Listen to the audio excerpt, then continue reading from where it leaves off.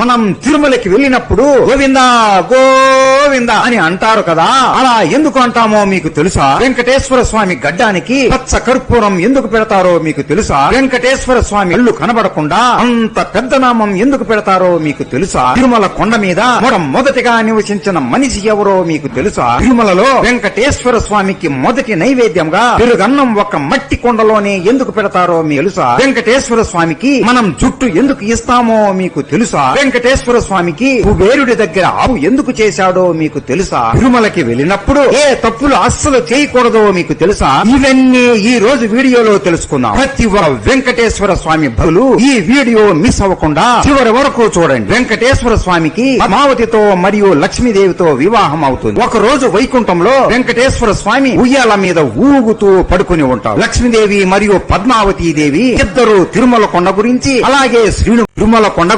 అలాగే శ్రీనివాసుడు గురించి నాకు ఎక్కువ తెలుసు అని పద్మావతి దేవి అంటుంటే, లేదు లేదు నాకే ఎక్కువ ఈ కొండ గురించి అలాగే శ్రీనివాసుడు గురించి తెలుసు అని లక్ష్మీదేవి అంటుంది. అలా వారి ఇద్దరు గొడవ పడుతూ ఉంటారు. అప్పుడు శ్రీనివాసుడు, వామ్మో వీళ్ళు ఇద్దరు మళ్లీ గొడవ మొదలు పెట్టారా, ఇక నేను నిద్రపోయినట్లే అని అనుకుని ఒక ఉపాయం వేస్తాడు. ఆయన నిద్రపోతూ సరదాగా ఒక ఇటుక వేస్తాడు. అంతే, ఒక్కసారిగా వారు ఇద్దరు తిరుమల కొండ గురించి తెలిసిన విషయాలు అన్ని మరచిపోతారు. పద్మావతి మరియు లక్ష్మీదేవి ఇద్దరు పరిగెత్తుకుంటూ శ్రీనివాసుడి దగ్గరికి వస్తారు. స్వామి, మాకు ఈ తిరుమల కొండ గురించి చాలా సందేహాలు ఉన్నాయి, ఒకసారి నిద్రలేస్తారా, మీతో మాట్లాడాలి అని పిలుస్తారు. శ్రీనివాసుడు నిద్రలెగిసి, చెప్పండి భార్యలు, మీ సందేహాలు ఏంటి అని సరదాగా అడుగుతాడు. అప్పుడు ఇద్దరు ఉయ్యాల మీద కూర్చుంటారు. మొదటిగా లక్ష్మీదేవి ఇలా అడుగుతుంది, స్వామి, తిరుమల ఆలయానికి వచ్చిన ప్రతి ఒక్కరూ గోవిందా గోవిందా అని పిలుస్తారు, దానికి కారణం ఏంటో చెబుతారా